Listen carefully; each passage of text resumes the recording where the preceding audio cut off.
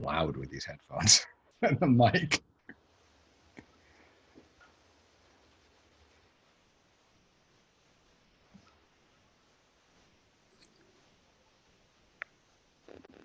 All right, folks, let's get started. Welcome to the 8th installment of The Smartest People in the Room. I am thrilled to be broadcasting my portion of this from the Mother Church, the Ryman Auditorium in Nashville, Tennessee. The historic Ryman Auditorium is hallowed ground. It's where Johnny met June and where bluegrass was born. The Ryman opened in 1892 as a non-denominational church and has been hosting events spanning every genre since the 1920s. Before the COVID-19 shutdown, the venue typically held 300 events per year. Earlier this year, Polestar magazine awarded the Ryman Theater of the Year for the 10th consecutive time and the 12th time overall. No other theater can come close to matching that track record of success. For fans and artists alike, you simply cannot beat the Ryman as the best place to play or catch a show, period. And we are spoiled rotten to have it located right here in Music City. Guests can experience 128 years of inspiration and strength of the iconic Nashville landmark. The Ryman Museum is open for tours every Tuesday through Sunday. Visit ryman.com for more info. And as you can see, it is open for business behind me. You see people milling around, they're taking the tour, so come on out and enjoy it. Before we get started, let me take care of some business. I want to thank all of our sponsors, First Horizon Bank, Bufkin Baker, Four Roses Bourbon, Fairlane Hotel, Core Power Yoga, Tennessee Entertainment Commission, Lightning 100, Tennessee Brew Works, Moo TV, Jive Printing, Project Music, and also Organics. So let's get the party started. For anyone who works in the music industry, these two guys probably need no introduction. In fact, these two are so well known that they qualify to be recognized by single names, Geiger and Lefsetz. If you say either one of those words, music industry people know exactly who you are talking about. Today, we are so pleased to welcome back Bob Lefsetz to our stage as the interviewer. Bob is the music industry's most important, widely read, and influential spokesperson and blogger. He's most well known for the Lefsetz Letter, an industry-wide newsletter that you should subscribe to for free.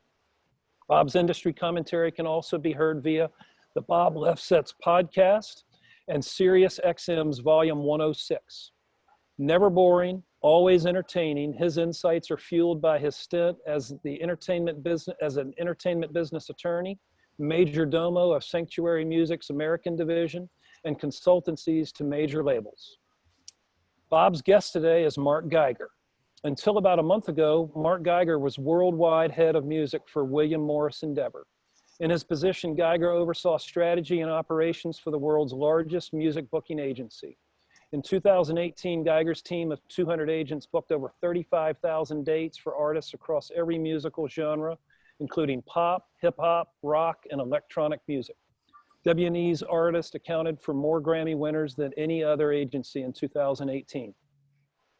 Additionally, Geiger has represented some of the world's most critically acclaimed artists, including David Byrne, Depeche Mode, Neil Diamond, Jane's Addiction, LCD Sound System, Steve Martin, Janelle Monáe, Nine Inch Nails, Outkast, Pixies, Trent Reznor, Rihanna, Lindsey Sterling, The Flaming Lips, Trans-Siberian Orchestra, Tom Waits, Jack White, and Hans Zimmer. I love that. Yeah. Silent. No problem. Geiger began his career as a concert promoter and worked as an agent at Triad Artists. He co-founded Lollapalooza. Geiger was hired by Rick Rubin and appointed executive vice president of A&R marketing and new media at American Recordings. In 1994, Geiger recognized the internet's enormous potential to provide a link between artists and consumers and launched Artist Direct. The site went on to become a media juggernaut, housing a talent agency, 2 record labels, a marketing solutions division, and one of the most popular music destinations on the early internet. He served as the company's chairman and CEO before joining William Morris in 2003.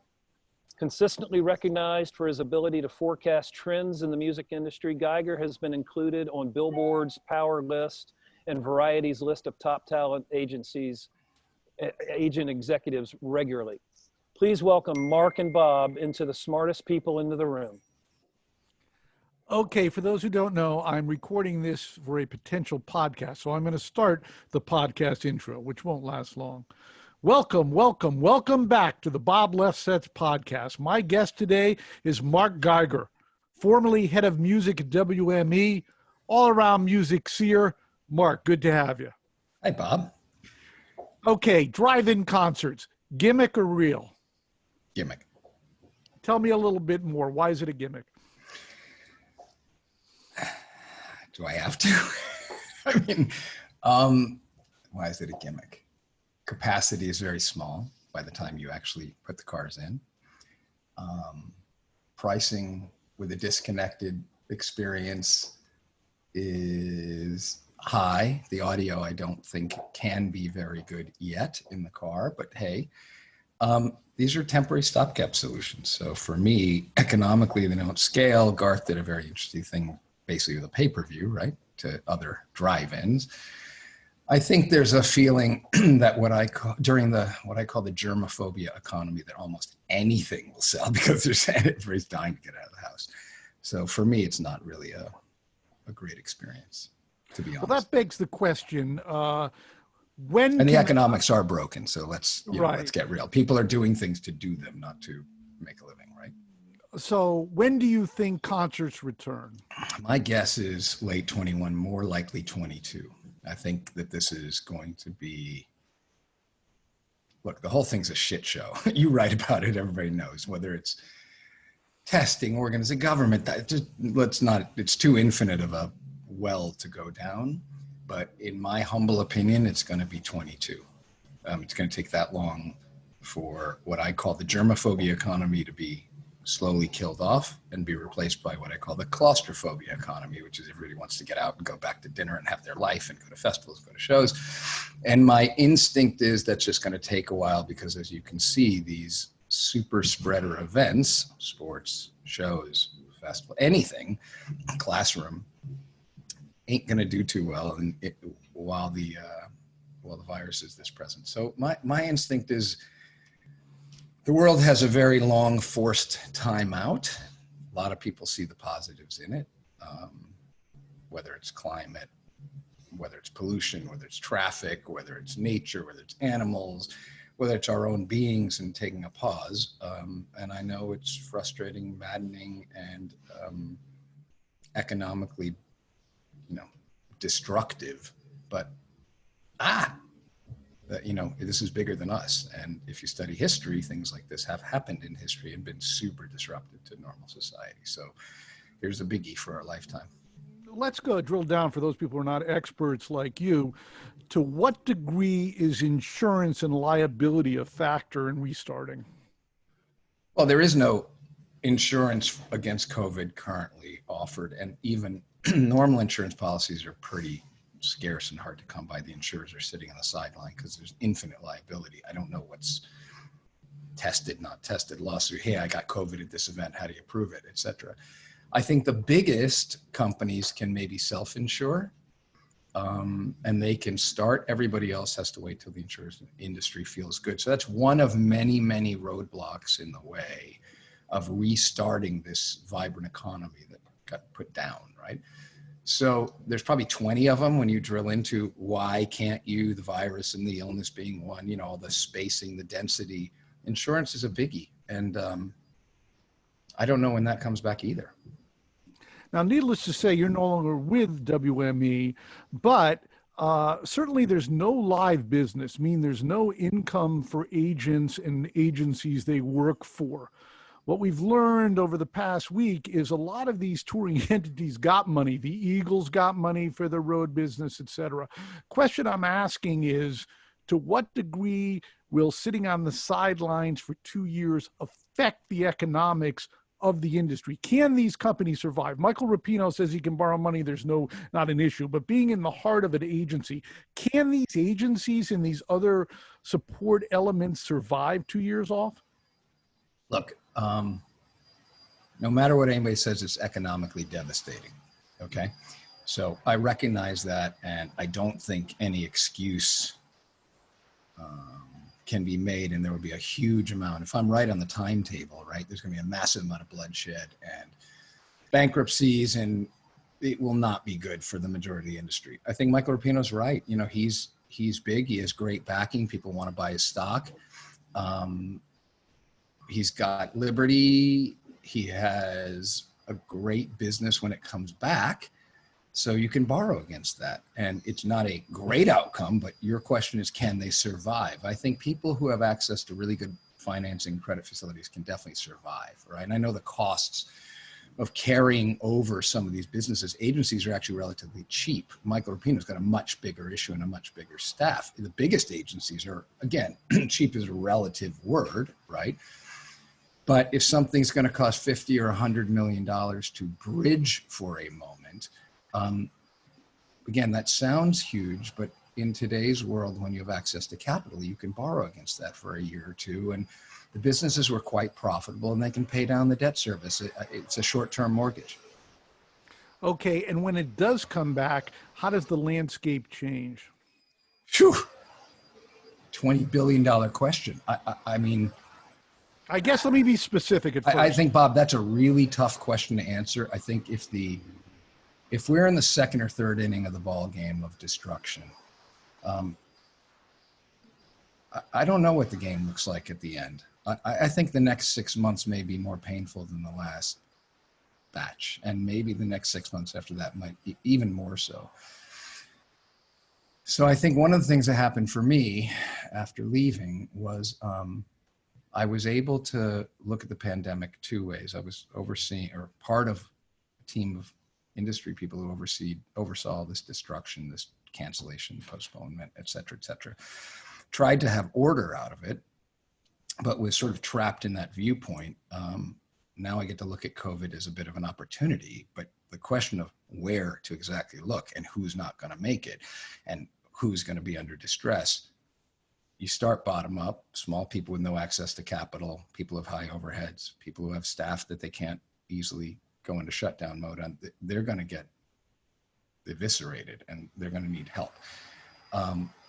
I think just for 1 second, those people in the background, please turn off your mics. I'm hearing I think I know what it is. Hang on 10 seconds. Just give me 1 second. I'll be right back.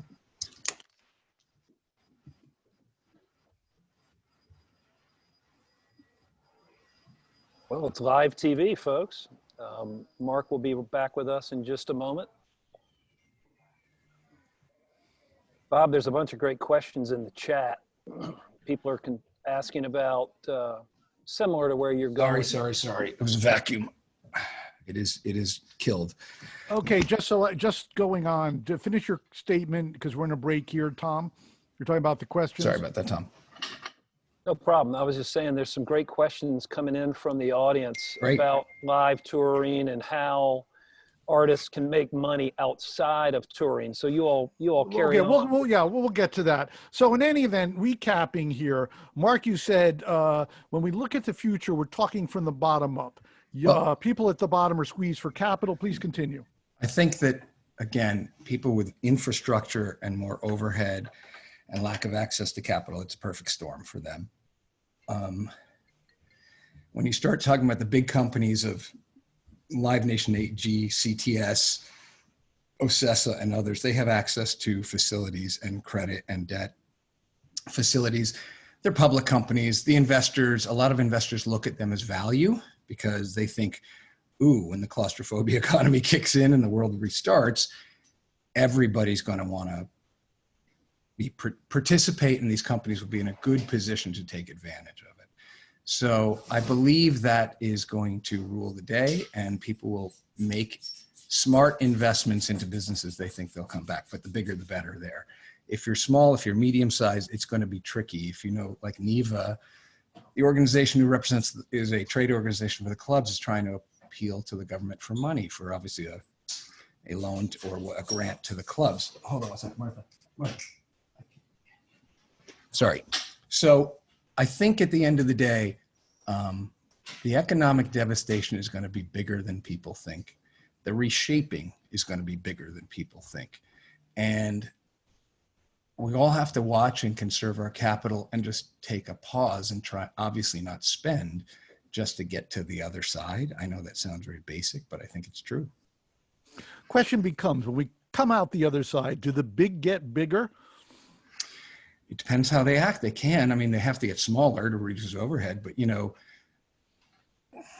people with real access to capital, again, if you think about it like a bigger version of 2008 in the real estate crash, if you owned a bunch of office buildings or apartment buildings or hotels or houses, and you had to sell them or you had a cash crunch, you were screwed, right? You were on the bad side.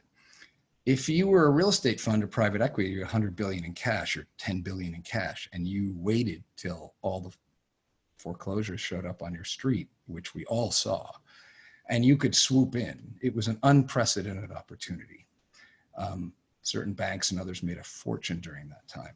So I think it's how you look at the world and if you have access to capital.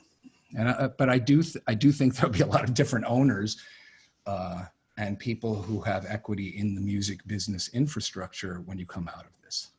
Well, Liberty is capped in terms of how much they can own of Live Nation. But if we look historically, in 2008, they invested in Sirius and ended up with control of that company.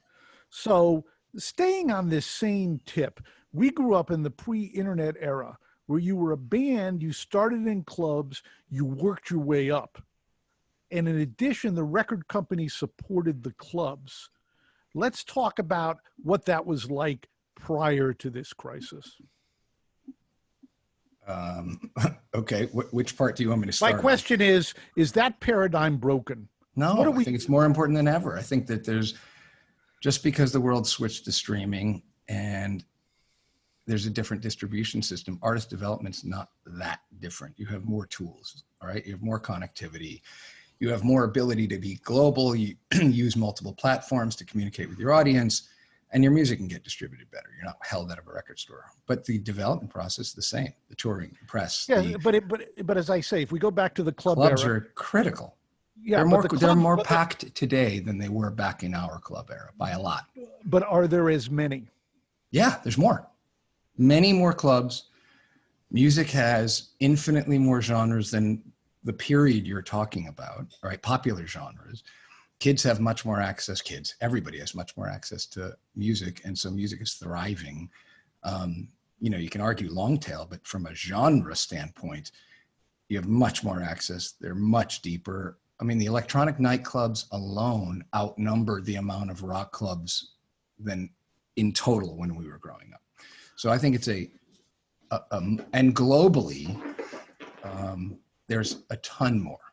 So I think the supply is up and the demand is up. Which ones last, how they get transformed, that's all a big question. But yeah, I think the development process is healthier than ever and bigger than ever. And by the way, the upside's bigger than ever. It's just there's more noise. It's a signal noise, right? There's how many new releases? Remember what was back in the era you were talking about, there was only X amount of music that could come out. That's dwarfed in a week. Okay, let's go to this specific issue. Yep. When you're working at William Morris, would you sign an act? Let's assume the act had no recording representation of any significance. Would you sign an act that did not have a live could not sell tickets by themselves already? Of course. So how would you break an act like that? Okay, you breaking an act would imply that we were that powerful. We're just team member, subcontractor on the team of building a house. That's the way I look at it, all right, from any position. All right. So part of it is how well is the team and the people work together, how great is the manager, obviously how great is the artist, how great is the music. Listen, when you sign an artist, if you really love them and you believe in them, it's not about breaking them in a record. It's about laying a base so they grow. If they happen to break, they break. The industry wants its, immediacy and its stadium, this and so that, and it's pop metaphor. I typically, my taste is outside pop metaphor. So you don't have a choice. You're 5-10 years to grow and break artists over time, especially depending on how they record and how frequently. So part of it is tour packaging. Part of it is festivals. Part of it is getting great publicists. Part of it is calling in favors if you can to whoever it might be that can promote, stream, et cetera, et cetera, et cetera, if you have that kind of leverage, and hope that others are making the same calls. From our standpoint, when you were on the agency, and by the way, if you work well with the manager had, how's their social media? How are they on? Are they frequent posters? Are they infrequent posters? Are they creating content more frequently than the others? A lot of what changed was the ability to post content in different places and different types. So if you were not an artist that generates a lot of content, you were at a significant disadvantage in the digital area. If you were somebody who could post a lot of content, assuming you didn't turn it into a commodity, you had a big advantage. So, it's all different, and you have to look at every artist, genre, level of interest, critical acclaim, all of it, and create a custom strategy, just like, a good tutor or teacher does for a student. They're all individuals. So part of it is, can you get other artists to love them and recognize what you love about them and champion them? There's a lady I signed before I left called Jensen McCrae, and she is my favorite. She's Joni Mitchell meets Tracy Chapman. And I think she's absolutely spectacular. A couple of songs on Spotify. The album should be best new artist on the Grammys. She's a social media monster, and she's hyper genius. So she's very different than some of the other people who don't post. They're not political. They're not trying to build an audience that way. And her music is more viral than others. So I think there's a lot to all of this, and it's very custom, and there is no one. What we have now is an open system like technology, where an app can be made for any platform because there are open systems now. Leave Apple out of this for a minute. Generally open systems. I think music's the same. And so people who create more content and know how to communicate with their audience do a little better. But that was part of the job, was giving them opportunities, getting the right slot on Coachella, Lollapalooza, this festival, that festival, this opening slot, this so-and-so, this right night. It's all of it. And if you do it all right, people think you do well, but what can I tell you? Okay, so speaking of the signal to noise, it also applies on the agency level. There are more people making music, more people looking for your time and your abilities to work with them. How does someone reach you or when you worked or an agent at WME, or do they have to be involved with someone who knows you because there's just too much product? It's an interesting thing. First of all, everybody's reachable because I'm pretty easy to get to, as are most people out there. If you try, if you don't know anybody and can't figure an email address or where to post or what to do, I understand that. But I do think when you look at things that are incoming, you have a lower hit rate than when you look at things when you're proactive. So let's call them reactive. I get 20 million artists coming at, whether it's WME in the old, in my past, or any other agency or any other label, or I'm trolling blogs, Critical List, All Music Guide, Consequences Sound, Stereogum, whatever it might be, other filters that I trust, and I proactively go after the records, all right, or the artists. That's the difference between an 80% success rate and a 10% success rate. So a lot of the time you don't want the incoming, even though that story sounds good. Hey, somebody got to me, they were fantastic, whatever. And I think that the bottom line is to try to prioritize your trusted filters over just incoming noise, would be how I'd answer that question. So I didn't care that much about that. It's kind of like you, by the way. You're the one who writes, hey, if you pitch me on a record, I'll never play it. And then I have to read every 3 letters is some random rant on a record you discovered. And you wouldn't write it if I told you to listen to it. You wouldn't. Yeah, absolutely, man. But there's so much incoming, it affects the business. There you go. On so many levels. Since you were in a different vertical than I am, that's why I asked. Same shit. You know what the truth is? We had to process more than you did. You could be more selective because of what you did. We had to process hundreds and hundreds and hundreds and hundreds of artists and try and make intelligent decisions, whoever you are in any business, thousands. And what can I say? You try to narrow down your decisions over time and get more fine in your filtering. Well, generally, I would say this is 99.9%. I don't respond to email from people I do not know unless they're famous, because 10% of the public is literally insane, and you don't know what 10% it is. Have you had that issue where there are people who are relentless and cause problems for you? But who cares? Yes, but that's few people, you didn't listen to my music. You don't know what you're talking about. So you get judged on, ultimately you get judged on the artists you work with, not the failed attempts and the who wanted to get into the party and you didn't sign them. It's,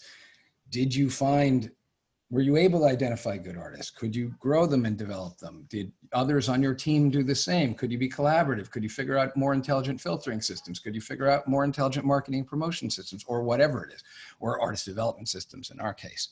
So, that's what it is. By the way, Deborah Newman, Southside did a great one, and it was great for New Jersey. They're just one-offs. But even though they're successful, sorry, I'm reading the chat. Hi, Kate's. Love you. Okay, now in the old days, pre-internet days, a developing act would essentially borrow money from the record company to stay alive until hopefully they broke. Yep. How do you do it today if there's no record company involvement? Well, here's the good news. In the old days, you needed a record company. Today, you don't. Right? I mean, you know that. You write about it all the time. Of course. So there's now, in the old days, there were two ways to get on the freeway, right? Record company, or you had to be a loud indie, right? And even the indies developed over time, but they had them, right? Back in the pop days, you could have VJ, you could have this, you could have that, Concord, Rounder, Sub Pop, etc. Matadors, there were many, many of them. Those were your two on-ramps, and the rest of the time you were kind of in the demo bin.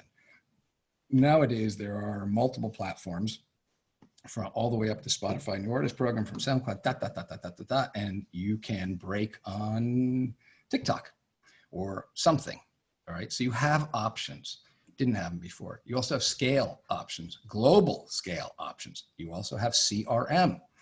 CRM, technical term for identifying your audience and figuring out how to keep them, right? And keep them interested. And that is what record companies tried to do without the actual communication directly with an individual. So you can be a record company, and there's a billion indies.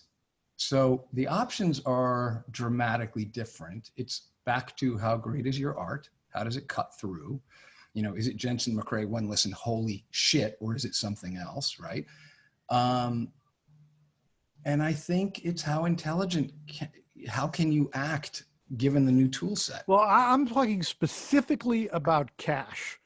You go out, cash. Frequently cash. It's a losing proposition. You make a bunch of videos, you get some traffic, you get viral, you get some AdSense from YouTube, and people are, if you read about it, you can make money that way. You could. Yeah, you need a lot of views. And I understand. My point is that there is ad revenue. There didn't used to be, okay, ever. There is ad revenue across a bunch of platforms if you can generate traffic. If you are, look, Bob, I cannot answer you to tell you that all the 2 trillion artists who want to make it in this world are going to make money. They're not. That's not how the system works. Okay, no matter what system and no matter how open it is. There's a bunch that get through, have traffic, listeners, and fans that make money from the bottom of the pyramid. Let me be very specific. Okay, good. In all these days, you put a band on the road. They need a van. They might need hotel rooms, and usually there was shortfall. In the old days, it was the label, assuming there was a label, or the manager. If there is not a label, is it still the manager who's taking care of that shortfall?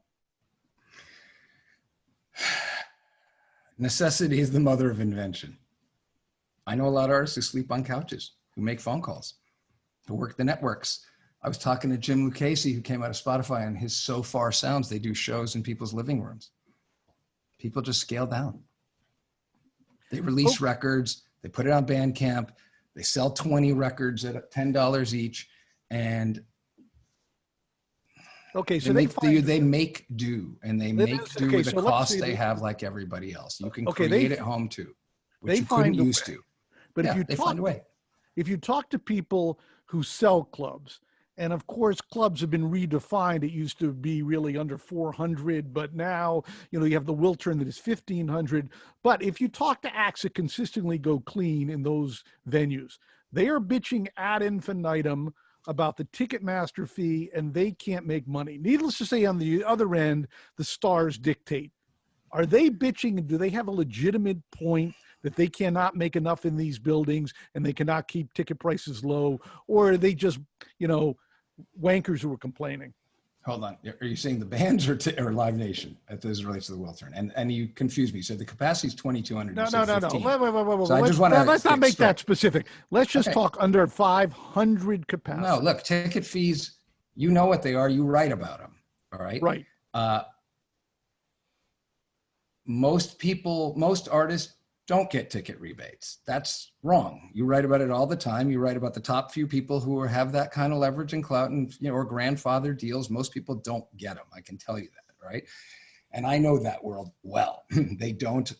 So it's not the artist dictating ticket fees. Ticketing was a profit center for a promoter or all promoters, frankly, all promoters, they were lifelines, not just the big ones, took advances from, et cetera, because in an 85, 15, 90, 10 world with no downside, promoters can't make money. Okay, they can't. It's not a fair fight. So the reality is a little different than you write, okay, because there's a sensationalism. No, I agree with that. Hold on. Okay. You talk about the big people who are able to get a ticket rebate here and there, that for the most part, okay, 98%. There weren't rebates, and ticketing is what helped promoting companies grow. As sad as it sounds. So in an all-in ticket, it might be a more fair economic percentage, and that for whatever reason, people don't want an all-in ticket because the artist then thinks ticket price too high, whatever, okay?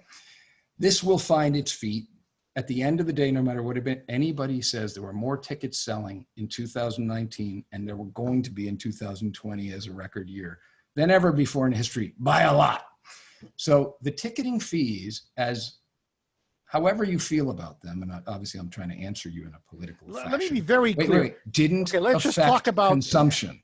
They didn't. But let's talk about venues that are under 500, which is a complete. Okay. There are acts that consistently sell those. They say we want to sell the ticket for 25, it's 40, and we're not making enough money. Once you go beyond that, that's true. That's true, and they have to negotiate a reduced ticketing deal, which is possible, especially if you have good connections. You can do it. If you can't, you might be a little screwed. There's some truth there.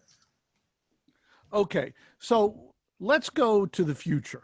What do we know? Which you illuminated, which essentially is the acts take all the revenue, and therefore the promoter and the biggest promoters, you talk to them, yes, they make their money on the ticketing. But also, let's get real. The acts, again, I'm not taking the pro artist, pro anything here. I'll just try to be a realist. The artists have expenses. Forget commissions. Right? Yeah, but that's not even my question. But just be aware. I'm not trying to say whether they're mobile armies. Okay, go ahead. No, listen, if the promoter wasn't making money, Live Nation would be out of business. Exactly. My question becomes when it comes back. Yep. Already the promoters are trying to lower the percentages. They're trying to make deals that more advantageous to themselves. Of course. Do you think those will stick?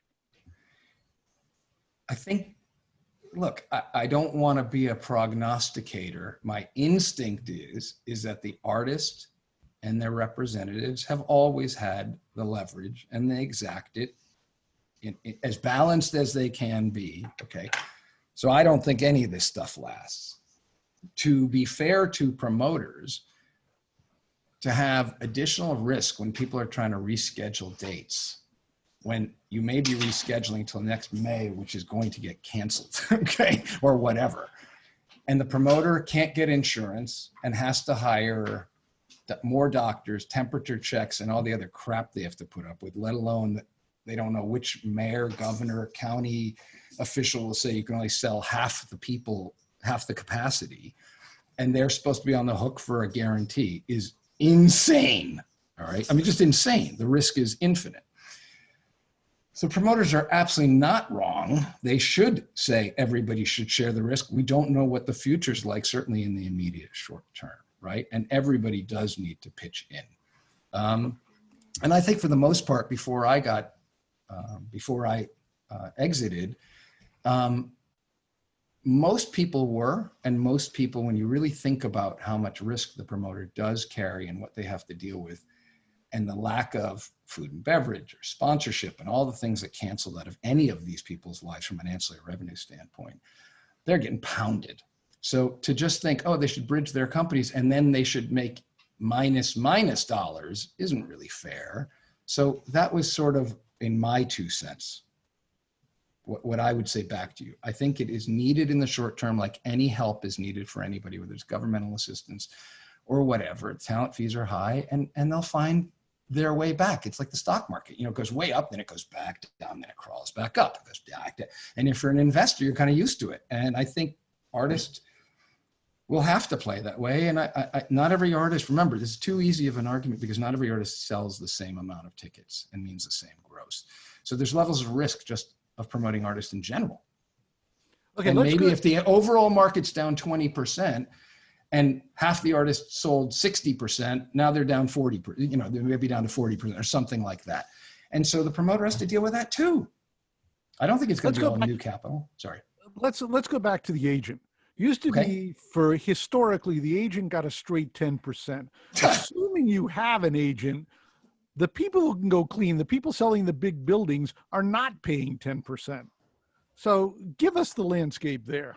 Well, listen, 10% business is different if you're in theater, books, acting, film, television, etc. We're only talking about music. I got it, but I want to explain it because it's important for people to realize it's about effective margin, okay? And I tried to explain this to a lot of people in Hollywood so they understood it, because a lot of people in Hollywood felt that music people were disruptive and disrespectful of a commission system, which is not true. It is totally different, okay?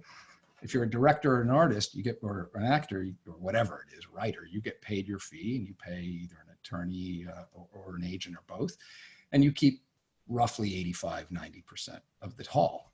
If you're an artist and you get a gig, you may be 20 to 35%, maybe 40 of the net, okay? That's your net of a guarantee. So commission off the top, which is a gross number, is a big number to that. It can vary the net by a good amount.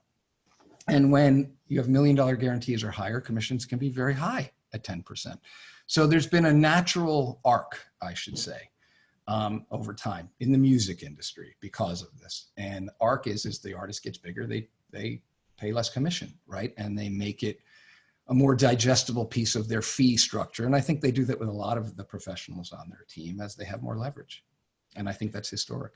Okay, when you get to the level where you're making a touring deal with Rapino, and certainly Rapino or Concerts West under AEG want to do that, why does an act need an agent? Oh, by the way, did want to do that right now.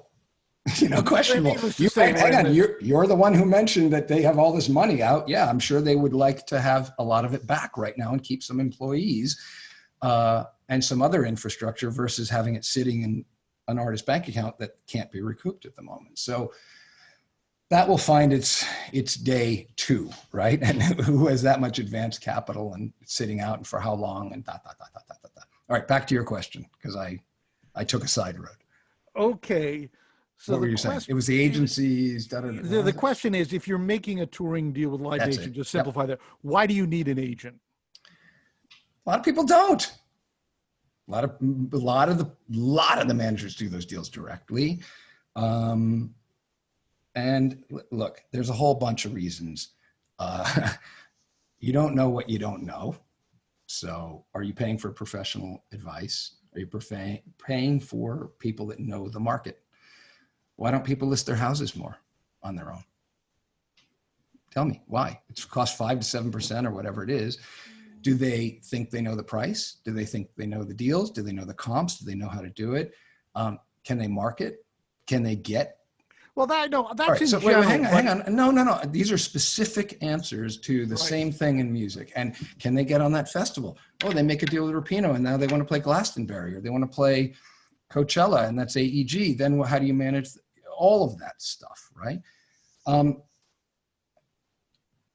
the truth is there's loyalty in this. People grow bands from inception and here's a big deal and you're going to cut people out. There's a lot in this. It's not one answer, right? Sometimes whether it's reading your articles or other people's take on the industry, it's very simple in black and white. And I don't think any of these answers are, okay? Because there are millions of artists, or at least tens and tens of thousands, and they're all different. So I would say if you ask 10 managers that question, they would give you 10 different answers, including, I don't need an agent, or I would only pay them a reduced amount, or you know what, they deserved it and they earned it, or I think they got me double the money, or they got rid of an earn-out provision in the deal that would have lengthened, you know, wouldn't make it a finite deal. There's a lot of answers there. Okay. Or you know what, I don't need to pay them on this, but the private corporates and the college gigs or the fair dates or the festivals outside of so-and-so are worth so much to me, and that's where I make the money. I'll pay them a reduced on it. Again, there's a lot of answers here. Okay, let's say you're an act. A lot of these festivals have 3 to 5 stages. If an act plays at 2 in the, if they play at 2 in the afternoon, other than saying I played that gig, okay, I played Lollapalooza, is there a benefit to them? Can they break? I think so. I mean, listen, I've said for years and made it a real point to say festivals are the new record stores. All right, when that gets announced, most people that are going, and others, because they're such a massive cultural force, go do research like you would anything back in the day, all right, on all the people playing the festival, including who knows what band, what artist, what friend of theirs, why are they not know that band? They're not hip enough. And so there's a hastened discovery process on the announce. Then the app comes out and you're making your schedule of where to go and what to do. And you're basically continually sifting through a lineup, whether it's 100 acts, 50 acts, 150 acts. And you are making choices and you're in it, okay? It's like, what party do I go to? It's like your school day, all right? What classes do I take and where do I go and when's my lunch? So I think festivals are infinitely more than that. And I think the 1 o'clock and 2 o'clock slots, I've been involved with 50 acts that have broken starting there. In fact, as it relates to signal to noise, Bob, if you have a big show at 2 in the afternoon, you own that period. Of you know, course. by 7, the whole festival's rocking and you might not make a sound, right? So I'm not sure it's a disadvantage. We've purposely put artists in the old days early in the slots to avoid competition, so they got all the attention. Amy Winehouse is 4 o'clock on purpose. Okay, to what degree, you've talked about this over the last 15 years or so, expanding the purview of the agency into advances, into promotion of concerts. Are these venues that agencies will continue to forage in, or will they ultimately just be arbiters of gigs? Listen, I don't want to tell you what other people are going to do moving forward post-COVID. What I would tell you is the market's going to get pummeled. And when that happens, typically things can be more formless and opportunity drives. And nobody's going to be worrying about regulation at the moment, you know, not for years until this thing comes back. So the answer really is, where do people see opportunities and where are they willing to go and do, including the agencies, right? The labels could go start agencies or management companies. Michael Rapino is an AG of invested management companies and other things and venues. I know Corin Capshaw, he went and spent or went and invested in a lot of different vertical markets around touring. A lot of people have. So I think it's the one thing that everybody's learning through this is how complex the ecosystem is and how many pieces get affected, right? When the revenue stops and artists can't play, including even labels, right? People think labels are okay. Well, really all the indies depend on the artist touring, getting press, putting out records in order they don't spend that much in marketing promotion. They don't have it. So, and the majors, as you know, have reduced their flow of new releases infinitely because people don't want to just lose the record in a week for the most part again. So I think everything is on the table. Everybody is going to make some choices where they think the opportunities are best and where they should invest and what they should grow. The great news, unlike past disasters, I don't know if there's ever one like this, but is that the music economy is way bigger and way more healthy than people know. So wherever you invest, you got a good chance of making money or striking gold, because as you know, value of copyrights is going up. Look at the Warner IPO, Spotify price, everything in the copyright IP business is skyrocketing. Look at Mercuriadis's multiples on his publishing. That world is going nuts. You read the Goldman Report, it'll tell you 4 to 6 times. You're talking $100 billion recorded music industry minimum. And then the touring industry and how vast it is, and it was just really growing, especially globally. You know, it's going to go through at least a double, could be 50 billion a year, bigger than the movie business, and all the associated pieces. I think it will come back big, and it'll be healthy. The question is, can people get through? And then where they spend their time, agencies, yeah, everybody can remake themselves now. Okay, let's go into genre. You were saying that generally speaking, you are not personally into what is on the chart, so to speak. How strong hip hop? Which charts? We're talking about the Spotify top 50. Yeah. Okay, the Spotify top 50, which is basically hip hop and pop. Does that do as well as the top 50 of your live? They've always been disconnected. I mean, I remember reading Polestar in the 80s and looking at Pink Floyd, the Grateful Dead, Bob Seger, you know, they weren't on any chart of recorded music ever, right? Pink Floyd, et cetera, et cetera. And the same was true later in the alt rock, you know, grunge revolution. There's a lot of it. Look, I think pop and ticket sales can converge and do probably more today than ever. And same with hip hop. Hip hop, it was part of the development period for people to really take the touring infrastructure and invest in it as the rap and hip hop community grew. And that took a lot of time. I was part of it and I watched it. I think the same is true for the electronic music industry. It took a while for people to really shake their metaphor of what being a DJ was and put it into a live, you know, arena or other festival context. And I think over time, all of them grow, and that's why you have such a robust business at the moment.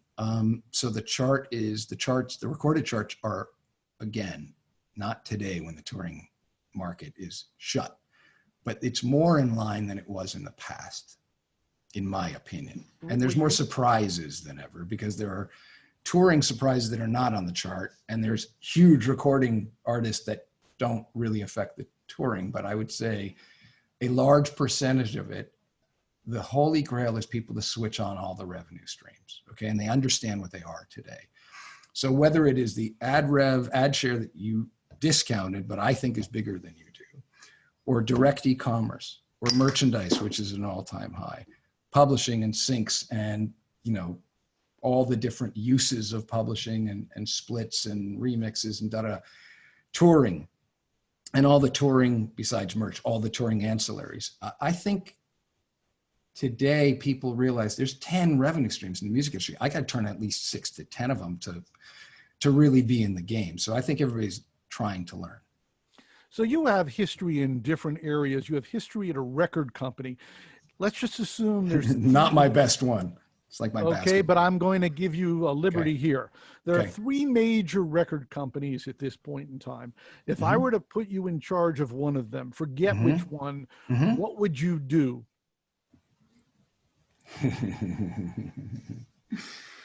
Besides take it public? Yes. Okay, well, that's the first thing. All right. And I think that will be happening. Well, really, Sony is part of Sony Music is part of Sony International. Warner just went public. And I know, but Sony right now, it used to be that, you know, if you were content, you were driving the machine. There's an argument to be made that Sony Music's valuation is getting crushed by being part of the bigger. Yes, play, but right? you have to assume that Sony wants to own it. Okay. Whatever it is, it doesn't matter. I think that, you know, it's a separate stock.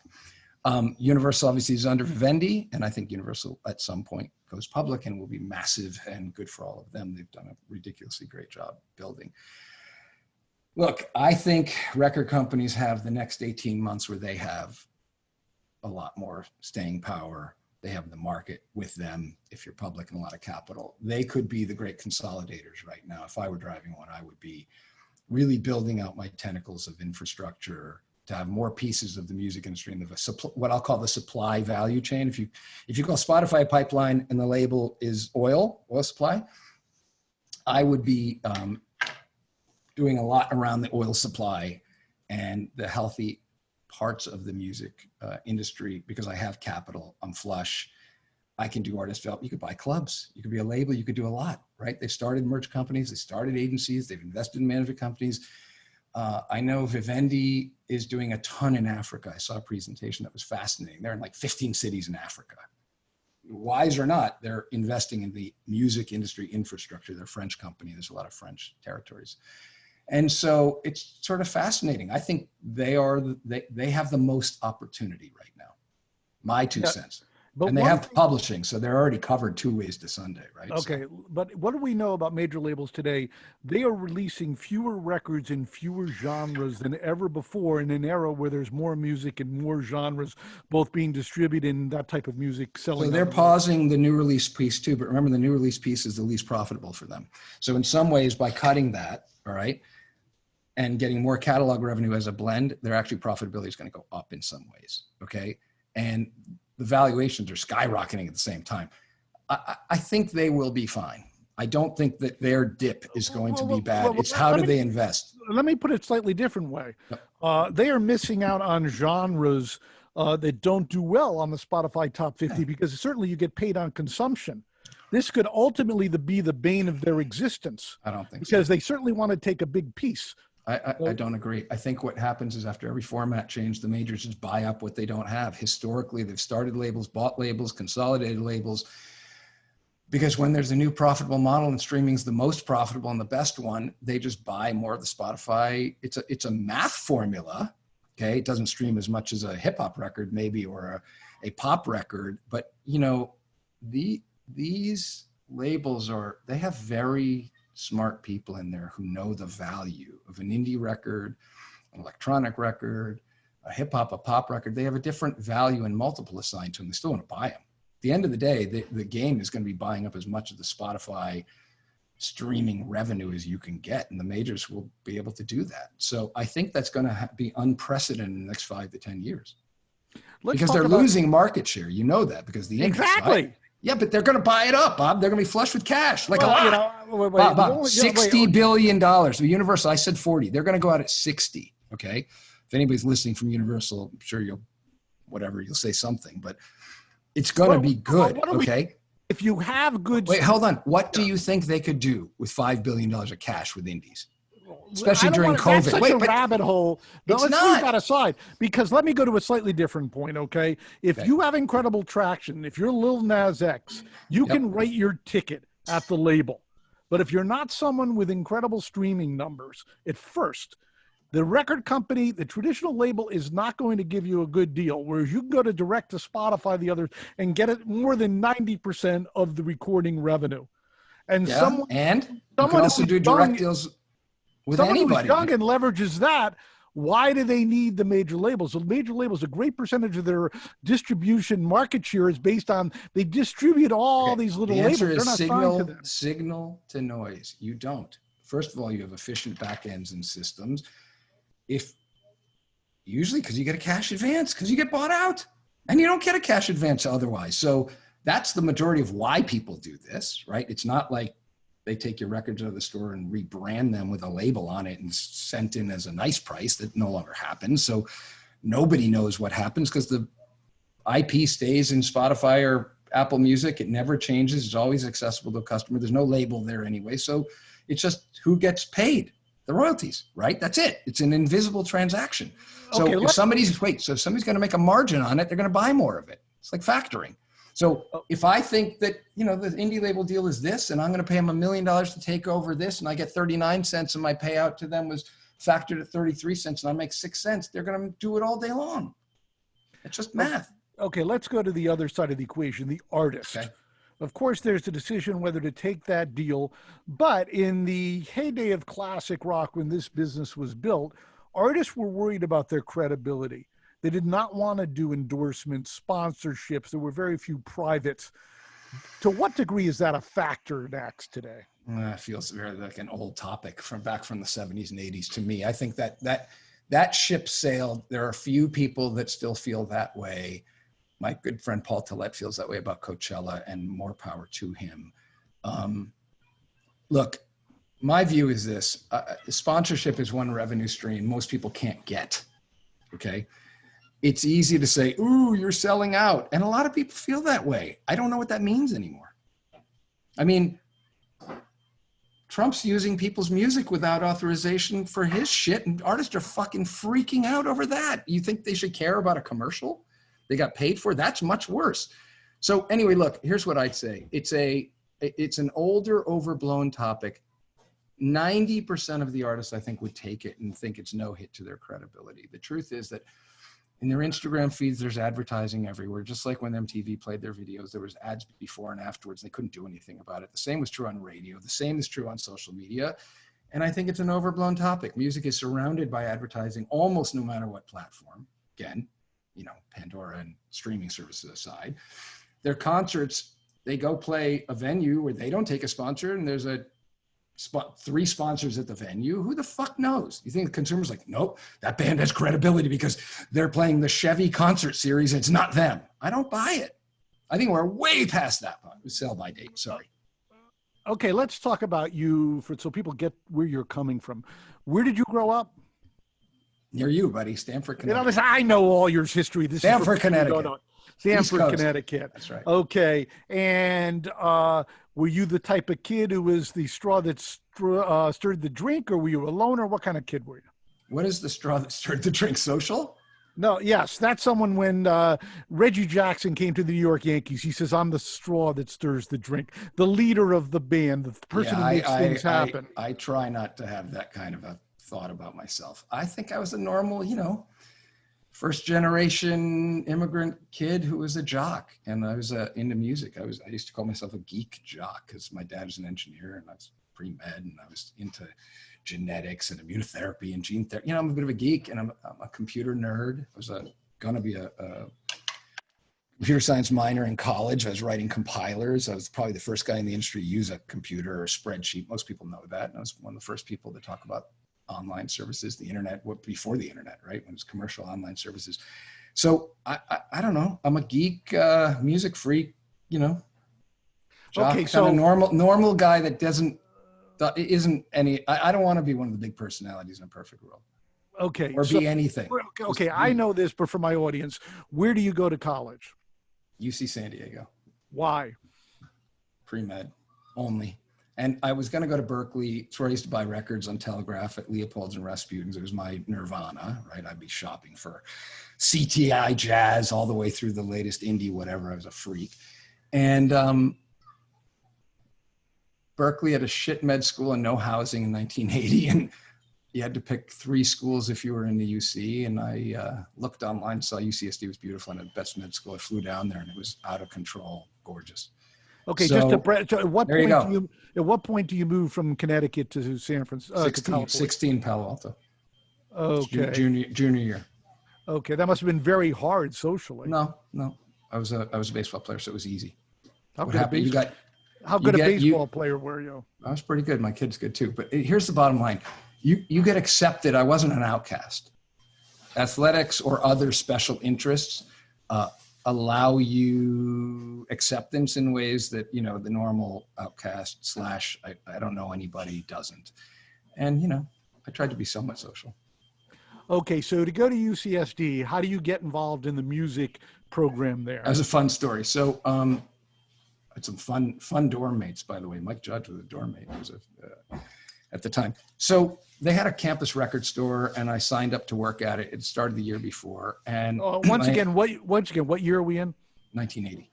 Okay. And I ended up running the record store within 2 months, I think, maybe a month. And that was really fun. I managed a band out of the record store. I called their number on the back of the vinyl. It was called The Church. Martha, excuse me. Hold on, guys. Martha. So what I was, at that point, then the campus radio station came calling. I joined the campus radio station and I took that over. I then joined the concert committee and that went really, really well. And I ended up promoting shows on campus and then. Okay, a little bit slower because usually there's a hierarchy in college. You're the newbie and there's a senior. There wasn't, not a UCSD. Everybody, it's a nerd school. It was, you know, no, and I kind of, I don't want to say anything here, but let's just put it this way. I was lucky enough to have an idea of what to go do, and that led the day. So what did you say to do? Well, in the concert area, buy more shows and put on more shows. And I convinced the administration, then just didn't have fear calling agents back in the day. I remember this day calling Andy Waters on my first show and Joel Peresman on the second show I promoted. And I'm trying to remember who did Spyro Gyra at the time. Paul LaMonica on BB King, Joel Peresman on King Crimson, Andy Waters on Ian Hunter. And it just rolled. I don't even know what to say. My friends said to me, yeah, this is what you were always destined to do. Fuck that doctor shit. That was a bunch of bullshit cover for your mother. And this is what you were going to do. But I didn't know that. So it just went. And I ended up having a lot of success down there. And I was on 91X on the radio. I started Humphreys and it blew up. And I... Whoa, a little bit slower. How many shows did you do at UCS Day? 4 to start, then started a company, did 4 more, and then got hired by what was Avalon Attractions, Marc Berman, that then got bought and is now Live Nation. And then hundreds of shows. Junior and senior year, hundreds. Really? Hundreds. Okay, so you say you started Humphreys. Tell us about that.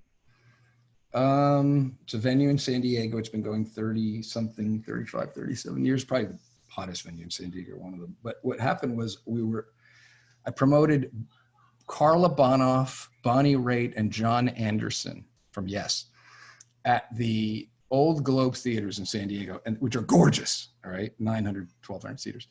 But they were union houses and you couldn't make any money, okay? And no, Bob, I did not charge $20 a ticket to make money on top ticket fees. But you couldn't. So we were looking for a cheaper venue. And I happened to go with a production manager to a radio station event where they were giving out drinks and promoting some advertiser, and it was at a hotel, and they laid it out, a little jazz band was playing on this lawn.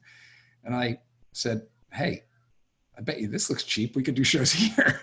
And I went and met with the hotel manager, and he said, sure. And I cut a deal with him on the spot. And I think the first show we did, there was David Lindley and El Rayo X. And I think we did the Crusaders and then 4 nights of Jimmy Buffett. And Jimmy Buffett sold out in 10 minutes. There were 3,000 boats trying to watch the show from next to Humphreys. And it broke and it never looked back. So. Okay, and whose money was it? It was the company I worked for at the time, which was the promoter who, part of it, before I said soap opera, it was a partnership between a San Diego promoter named Marc Berman and Avalon Attractions. So it was both of their monies. I think Avalon was floating the cash. And Marc Berman had done some stuff and Avalon, it wasn't nice. And Avalon said, we're gonna throw you out and take our money back. So there was a big show that they captured the entire box office and settled the score. And then I was asked to choose which one was I gonna work for. And I was still in school and Humphreys was my baby at the time. So I stayed with the Marc Berman guy for a moment. It's a whole funny story. He was funded by a drug dealer and it was just wacky. And I lasted there about another 9 months, and then I made a decision to go to LA and become an agent. I was pursued. Funny story, the guys who were Triad, then William Morris, Richard Rosenberg, and Peter Gross, like great guys, dear friends and great people, God rest Peter's soul. I sold out a Sergio Mendes date, I think in 1983. And Richard Rosenberg was one of Sergio Mendes' best friends at Belafonte, and all these people had loved Del Mar, who's a horse guy.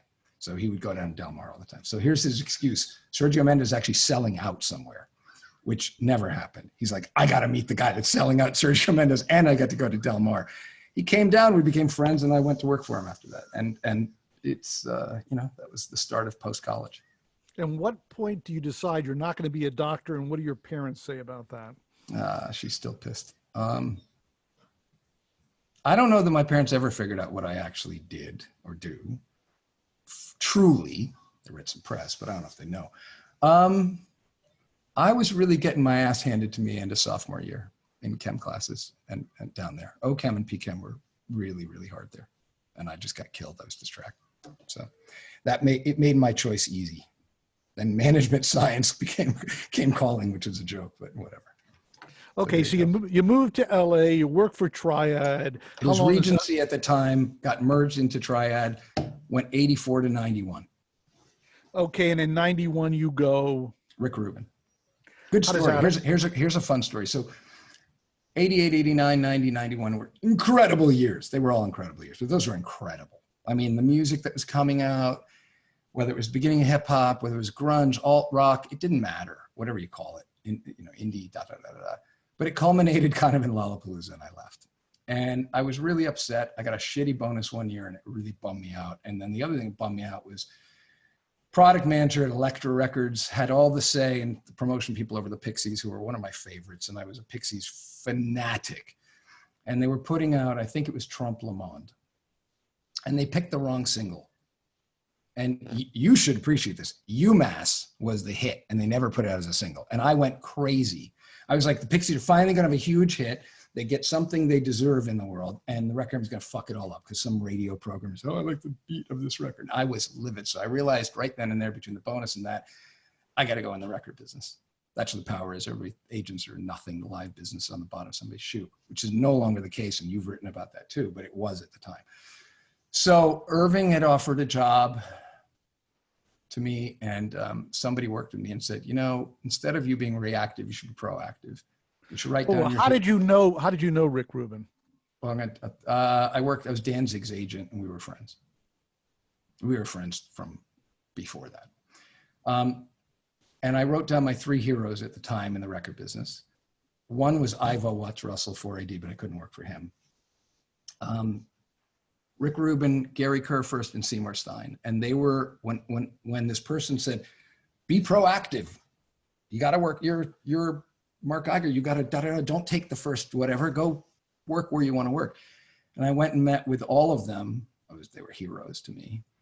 And Rick felt the best. And I spent 5 years with him that were amazing. I learned a ton. He's amazing. What'd you learn? Too much for the podcast, but I watched him and George DeCoulius and Brendan O'Brien and Dave Sardi and all these people make records. And I didn't know how to make a record. I'm watching Rick Rubin make records. I helped them sign Johnny Cash and Nusrat Fateh Ali Khan. I'm the guy that flew down to sign Johnny, on behalf of Rick. It's huge. Branson, Missouri, and Nashville. I mean, it's ridiculous. Chili Peppers, Blood, Sugar, Sex Magic, Wildflowers, Tom Petty, all made during that time. Mick Jagger. Plus, Slayer, this, that, and the next. I signed 15 bands that I loved, all failed, but, not failed. Great records, Mary Chain, MC9 for Jesus, Medicine, Julian Cope, Frank Black, just artists that people didn't care about commercially, but I loved. But I learned a lot. And then I bought a couple websites when I was with him that I had a real vision for, and he became a partner in Artist Direct. So that was kind of So tell us when Artist Direct started, what the viewpoint was, and the development thereof. The viewpoint was pretty simple. It's fun. Okay, so here's a funny story. I saw Mark Cates' somewhere here, but so this is relevant. If you haven't seen the Beastie Boys documentary on Apple TV, I highly recommend it. Watch Linda Ronstadt's too. It's amazing. But the Beasties brought me back to a story. Ian Rogers and I met in Detroit at Pine Knob. I think it was a Beasties show. Wasn't Lala, it was a Beasties show. And John Silva was there, and I was freaking out at that period over the internet and what it meant. And I just to be clear, what year are we in? Do you remember? 90. Good question. Whew. It was not the internet, it was commercial online services. So it must have been earlier, 92. Okay. And Ian and I were explaining the Beasties and Silva what was going to change about the world. And fast forward, I was in the car with Rick, 94, 95, maybe it was 96 when the browser came out, explaining that right now I didn't understand how, if I was a fan, and I used the Beastie Boys with Rick, obviously, because he was instrumental there, why I have to go to a concert to buy the band's t-shirt. And why, when I want to find out what they're doing on their new album, I have to wait and buy 10 magazines to see who's going to write about them. And I want to go to the record store and buy their records, but I can't buy their ticket there. I have to go somewhere else. I said, what the fuck is that? That's like the worst organizational system you could even think about. It makes a scavenger hunt look good, right? Because it's random. I said, it's impossible to be a fan. Terrible. So again, I've been in commercial online services, AOL, CompuServe, Prodigy, you know, Delphi. My buddy from college was probably number 2 in Silicon Valley. They made a movie about him because he was such a forward thinker in terms of home automation and networking. And I said to Rick, when the browser hit, I said, the world has to be reshaped. Everybody has to go to the artist for everything. Their tickets, their t-shirts, their information, their tour dates, their music, their videos, and it should be in one place. Why do you have to fucking jump around? This internet thing is going to allow for that to happen. I want to build a company that builds the home base where everything is at. So when people go there, they get everything. It's a stupid organizational system. This is a reorg, okay, with the artist around the center. This is before the concept of commercial online streaming services, which then is a platform where you have a lot of artists, right? But then hopefully you link to these centers. And now there's multiple centers, multiple channels. But at the time, it was trying to build the first one. So the real thought behind it was trying to centralize the artist's content and their goods, right? And their information, and not make it, you know, a road trip to have to figure out how to get that shit. It was maddening. And for me, who was a super fan of indie and underground music, it was double bad because those artists didn't get in Rolling Stone or on MTV or on the radio. So now you had to dig and wait for, God, was it written about in a musician magazine, or did Option do a story, or Trouser Press do something, or Cream, or this or that, or depending what you were doing, or, oh, I got to wait till the NME comes in 3 weeks late and Sounds and Melody Maker to see if they write about them, right? And I'm representing New Order and the Bunnymen and, you know, Smiths for a moment, and Cocteau Twins and the Pixies and Dead Can Dance, and they're not on the fucking radio. K-Rock, whatever, some of them. And how are you going to find out about that? And then what really bothered me was I said, okay, now I'm an agent. I'm working with these bands. I'm in New York for the Bunnymen. They sell out Roseland and Radio City, 10,000 freak Bunnymen fans. And after the show's over, nobody knows who they are and how to get to them again. And I go, that's the dumbest thing I've ever heard in my entire life. I have to fix this. This is so stupid that things with this kind of fandom, where those fans would kill to have Ian McCulloch say, here's a new song, or anything, right? Kill, crush. And there's no system for that. So those two thoughts is what I went to try to do. Okay, so you leave Deaf American, which becomes American at some point. What year? Right. 96, beginning in 96. 96. Right when the browser What do you do for cash on this startup? Started an agency, we made cash right away. Had some of the biggest artists in the world. We had Chili Peppers, Rage, Pearl Jam, Bjork, you know, 90s. We had a lot of just to be clear, was the agency part of Artist Direct? Yeah. The whole way. That was the concept. We didn't take financing for a year and a half, and then we raised very little. We didn't need it.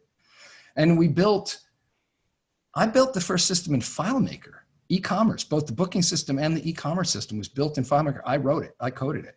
So we were doing FileMaker transactions. And what happened, here's a funny story. So I was good friends with Norman Perry from Periscope, Vancouver promoter, great guy, hyper smart, dear friend. He went to work, I think in Toronto for Michael Cole. And then he opened up one of the merch companies called Brockham with Peter Lubin, and got sold, it got pushed out, whatever, and then started a new company. And he had David Bowie, he had the Rolling Stones, you know, he had some real heavyweight folks. And he was a big friend and fan through another mutual friend, but we were dear friends, we still are to this day. And when we were opening Artist Direct, the Rolling Stones were a huge business for him, but he couldn't sell anything online, and this e-commerce thing was new. And I called him up. In fact, my friend Keith said, you should call Norman and see if you can get the Stones. And the first band Artist Direct ever signed was the Stones, ever. Norman was like, I'm going to set you up with Mick. Bless you. You go meet with Mick. If you can convince him, and he's an online freak, you go. And I went and met with Mick in the Four Seasons Hotel in Beverly Hills one morning, came out in the bathrobe. He's the smartest motherfucker. Anyway, he understood the internet. He's like, I'll give you this, but you got to get me my cricket. I want my cricket. Every city I'm in. Now, this was in 96 or 97. There's no cricket online being streamed anywhere, let alone streaming. And the bandwidth was terrible. You couldn't, AOL graphics were still downloading slow, right? So forget songs. And he wanted to watch cricket everywhere he went. And he was furious that he couldn't, right? And he's like, that's what the internet's going to be. Fast forward, he was right. And he said, absolutely. And we built the Stone store, and it, you know, did $1 million of e-commerce pretty quickly. And then we went from there. And it was a hell of a way to start.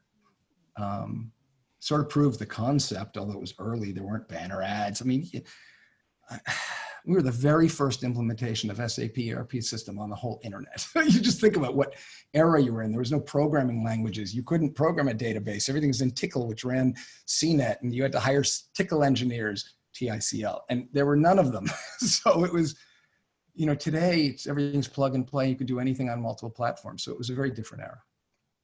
Okay. Now, we know the end of Artist Direct is it goes public and it goes bust, but what happens between That's a story by itself. Yep. What happened? We built like motherfuckers. We signed 125 artists, did their websites, their e-commerce, their direct marketing, their email, you know, marketing to their fans. We ended up selling tickets. We ended up selling albums. So whether it was Beck or Cher or didn't, you know, we worked with a number of brilliant artists, and they had records that the labels didn't want to count as commitment records. So we sold them direct to fan, and we'd sell 50,000, 20,000 direct to fan of a record that you never heard of. Now this is before digital, so it's still CDs or whatever, vinyl or whatever at the time. And obviously then the file business changed things. It's kind of gone or close to gone by then, but we grew, we grew far bigger, we built bigger, we did more stuff. We failed on a couple of record labels, which weren't really a big part of the business. We had a couple of other websites, the Ultimate Band List, which was the first one, ubl.com, which was, you know, we were trying to grow the traffic. But, you know, at that point you had mp3.com, then Napster, you know, prior to that, Music Boulevard, CD Now, then the introduction of Amazon. So for historical sake, that's what you were dealing with. And nobody knew the difference between Napster and mp3.com and us. Or Launch, poor David Goldberg. And they didn't know, and they were all radically different. But it was version 1.0 of the internet with Alta Vista and Ask Jeeves and Excite and Yahoo and InfoSeek and Lycos.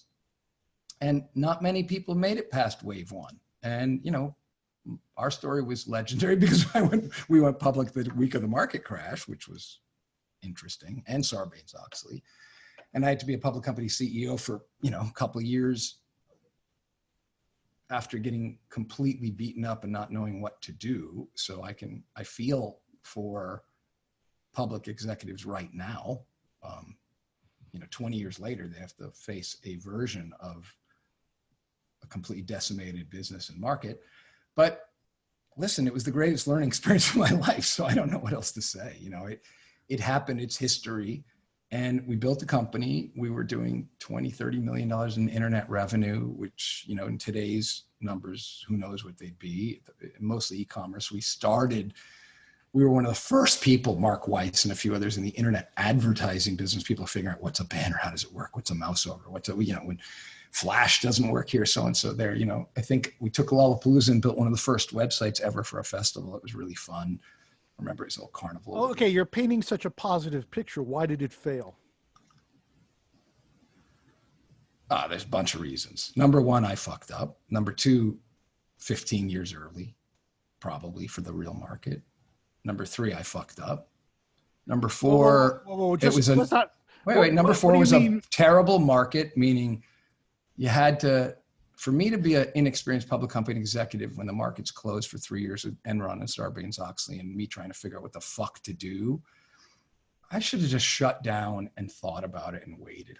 It was too, when I say fucked up, Bob, shit was swirling in my head. People were happy the internet was over. It wasn't, you know, old media's, see, all you young upstarts, you weren't as smart as you thought. You know, you're dealing with a lot of crap. I didn't know what to do. And I was lost. I went and met with everybody who were trying to sell their companies. I had a lot of cash. I was still lost, but I was an idiot. I should have held on to my cash and just got through it. Definitively, were you too early and it could never work? Or was there you know, my mother said, next time, don't wait at the bus stop, son, for 15 years. You'll do better. And that was a cutting fucking blow. You know, I was so into being in the next system that I forgot that people have to transition into the next system. It was all about what I thought was possible, not what was going to happen. All right. Or consumer habits hadn't evolved, or technology hadn't been laid in, or the waves of the internet had to happen. I was enamored by this idea, and I just imagined time didn't exist and everybody was going to convert like they have today. Right. So now that I'm supposed to be older and wiser, I'm definitely older, whether I'm wiser or not, it's a different story. But once you look back, hindsight being 2020, you go, schmuck, there were massive societal changes that had to take place before your vision could come through. Who the fuck are you and what were you thinking, asshole? You like everybody's just gonna, have their browsers handle this kind of ad thing, or they're gonna feel comfortable with their credit cards on the internet, or any of that stuff, right? Those are all hurdles that society has to get through. Or people will go to the web. There were no mobile devices, there's fucking Blackberries, right? I mean, the bricks. So, this is the era of Palm Pilots. So I was a moron that way. And today I try to think, ooh, am I doing something that takes massive societal adoption? Is there technology that has to get laid in place? Ooh, do they have to lay in bandwidth for the shit to work? What, like I should be the one that's out there experimenting? So that was a lot of it. The answer is yeah, it's a schmuck.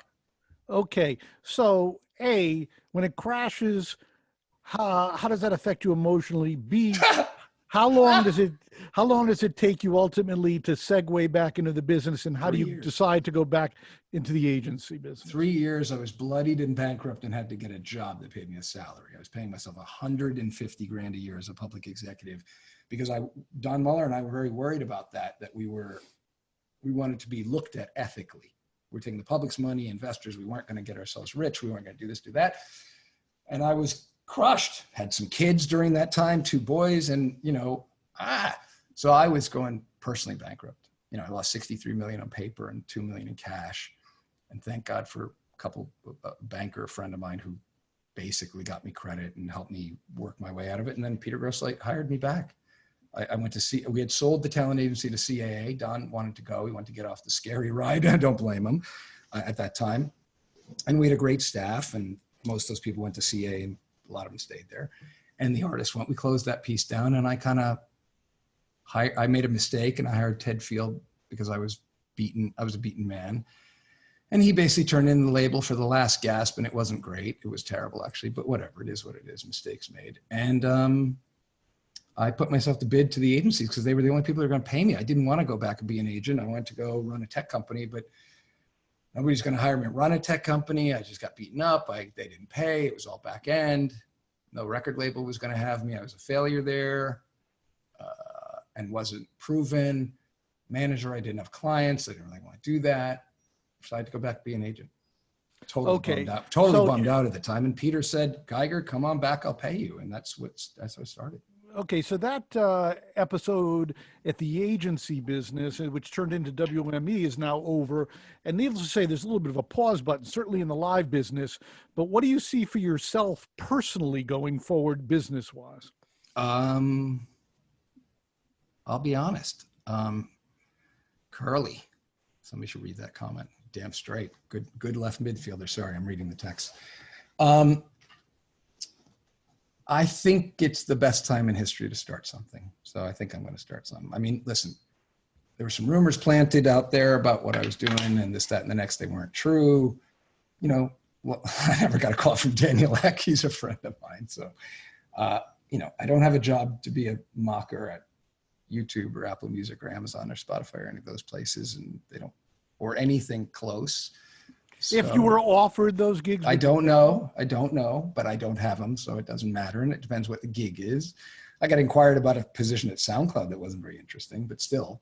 There's nothing really there. There's a few other big jobs I might consider in the rest of the traditional music industry, and they're not there. And that's okay. But the truth is, when I sat out here over the last 4 months and thought about what made me happy, because I'm getting older, what do I want to do? Damn, I'm this old. What do I really want to do? I came to a couple fun conclusions. One is, I am what I am. I love tech, but there's no room in tech right now. I don't see it. Everything that I talked about happened. And it's big. I've said it. You've seen my speeches. It's the big player time. There's very little room for disruption right now. Okay. It's hard. Everything's being built onto the big platforms.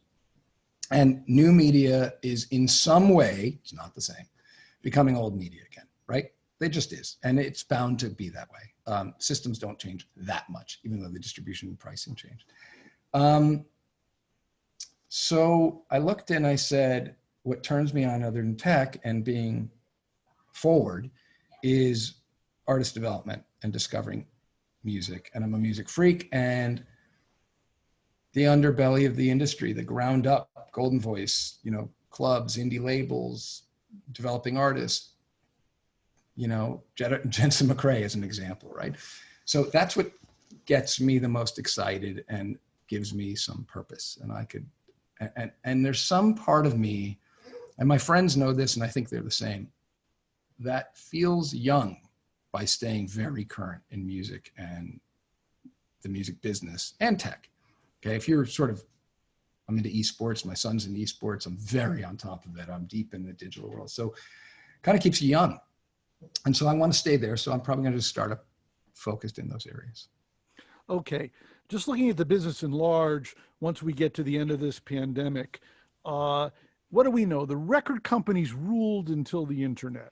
The internet came along. A great percent, other than the tippity top tier of streaming artists, most artists make the majority of their income live, which has changed the paradigm in that the live business, A, funds these acts, and B, can break these acts. What do you see going forward in terms of where the power lies? Well, this is going to be not that sexy an answer. I think building an artist's career is like building a house. The reason I use the housing metaphor is because the manager is really like a general contractor to me. They have to manage the owner, i.e. the artist, all right? And they have to look after all the subs, the record company, the publishing, the agency, the touring, the merchandise, the this, that, and that, everything, right? The advertising, the content creation. And they have to do all those deals or manage all of those things. So I think it's similar to a GC. And then I think all of the other pieces of the building the house, i.e. the artist, is actually important. So in a weird way, can the electrician do the roof and the hardscape? I.e. can the promoter do this, that, and the next? Sure, in certain cases. But there's a lot of artists and there's a lot of specialized pieces to all of this. So as much as people want to label me a disruptor, I've never actually been a disruptor. I have tried to identify disruption. But from a disruptor, you either drop price or you collapse and consolidate people into, or companies and jobs into you consolidate them. You disintermediate, okay? Sorry, I was searching for the word. And I actually think that when the business comes back, every piece of the subcontracting universe and general contractor will be more needed than ever, because every artist will be hurting for money or success. Every club will, every venue will, every promoter will, every agency will, every label will want to get back to where it was. And I think it will be all hands on deck and more activity than ever before. So I'm not sure that I see, there's consolidation opportunities, like I talked about, if Universal or Warner went on a tear and wanted to do some stuff and got really smart about it, I can see that. I can see new money coming in, like that real estate investor who doesn't have office buildings during the crash, but they have new capital and buying things. But I think every part of the industry is going to be vibrant. I think agents are going to be more vibrant than ever and needed. I think promoters are going to be very high on the value chain. I think labels will continue to be high on the value chain and only increase because, again, everybody wants success, Bob, and they want money. And so, yeah, there's a very powerful mental force to look at big artists and go, who works on their team? And they're not devoid of a manager, an agent, or a record company. There's not that many of those stories. So I think when you look at the most successful artists in the world, it's who is their team, and I want to be with them. So I think the aspirational, call it lemming theory, aspiration drives 95% of the business. So I think every piece of the industry is going to be there and healthy and not disrupted, weirdly. I'm not talking about radio or record stores or those pieces which get wiped out. I'm talking about professional services. I don't see it. I think it actually got more complex. I don't think promoters know how to break you worldwide for the most part. Live Nation and AG are a little different. They are worldwide and they have tentacles. They can keep them for the most part and with good players. So they are as close, and the labels have similar, they are as close to filled out networks as you can find. Now, whether they give a fuck about your little artist or not and would give you this is where the theory is different when you're acting for a superstar than for anybody else. But there you go. Okay, forgetting the pandemic, what advice? Yeah, how do you do that? Sorry. It's not that hard when the question is ultimately revealed. Okay, fine. What advice would you give to a new artist today, just starting out? Number one, make a lot of content. I mean, the one thing I would say to artists starting out or not is right now, okay, here's a Lefsetz. Back in the day, the Rolling Stones made 3 albums a year. The Beatles made 3 albums a year. The Beach Boys made 3, whatever. Okay, you know what I'm talking about. 2 albums with a minimum release. Steely Dan, I remember we went on a Steely Dan listening binge. His first 3 albums came out in like a year and a half. It was crazy, right? And they were genius. So you sit there and go, what the fuck? Weren't they touring? Oh yeah, they actually, well, Steely Dan didn't, but for the most part, they did actually. I had no idea Michael McDonald was in Steely Dan. I just learned that. And Jeff Baxter. And that's how they do you really. Well, Jeff Baxter was a regular member. Michael McDonald got credit. Yes. More than you think, but anyway, pre-doobies. Anyway, I think artists should do that again right now. Write, create. I think the elongation of the marketing period where you can tour the world for 2 or 3 years, and not put out a record and come back and then have to spend a year making a record, the cycle's too long. So I think the number one thing people need to do is make a lot of content right now. I don't care what it is, but store it up for winter and don't release it all. Because the distribution systems give you credit for constantly releasing, whether it's YouTube or Spotify, the way the new releases are set up, the way the playlists work. You have your 1 week to 1 month honeymoon period, and then it's gone. It's up in the Library of Congress on the 40th floor. Nobody know you wrote the book. So to me, it is, okay, how do I switch? I may still put out albums, maybe it's the end of whatever, but how do I consistently work the system the way the system works, which is have new releases on a constant basis? So that's my answer. Okay, and what advice would you give to someone, once again, forgetting the pandemic disruption, what advice would you give to someone wanting to get into the music business? Not the greatest time. Look, there's so many people that are getting laid off by the music business. Yeah, but forget about that. Let's just okay. I got it. I won't get there. I just right now is I can't. It's a shit time. Manage a band, no barrier to entry. I mean, you want to learn how to build a house? Start on the smallest house and build it. Figure out how to, that'd be one thing. There's no getting on the radio, put together playlists for your friends. But managing bands is the lowest barrier to entry, if you think about it. You can't get a job at a record company or an agency. It's not that easy. You can, by the way, you can join it. Agencies were an easy point of entry. You go in the mailroom. Go be somebody's assistant that you respect, and write them a personal note. Do some research. The biggest thing I found about young people is they don't do much research. I read everything coming up. I read every Rolling Stone guide cover to cover 15 times, Trouser Press guide 15 times. Option magazine, fucking print was 6-point font, and I would read Option magazine reviews, if you remember Scott Becker. And every bit of it, I was just a freak. I'd listen to everything. The way I used to sign artists, I'd go to England, I'd talk to the indie label head, and they would say to me, wow, you know more about my artist and my label than I do.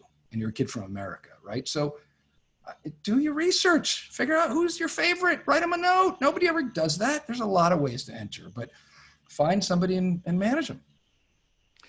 Marc, this has been wonderful. Thanks so much for your insight. My pleasure. Till next time, this has been the Bob Lefsetz podcast. See you, Bob. Hey, gentlemen, let me say thank you to you both. That was amazing. Mark, you are the smartest guy in the room, and you proved it. And I really appreciate your friendship and your mentorship and all that wisdom. Bob, you are a masterful interviewer, and you both are welcome back on our stage anytime. Speaking of our stage, we're having another program this Thursday, and that features Jim Griffin and Kelly Richards. So tune in. Same time, 2 p.m. Eastern, and we look forward to seeing you all then. Above all else, stay safe and healthy and wear one of these. It's not hard. Thank you, folks. Be safe. Okay. Mark, stay on with Doug. He is going to tell you how to transfer the file to him. I think we've covered it because I got to sign off and transfer my file to Doug. So thanks, everybody. Been great. Bob, is that right? Okay.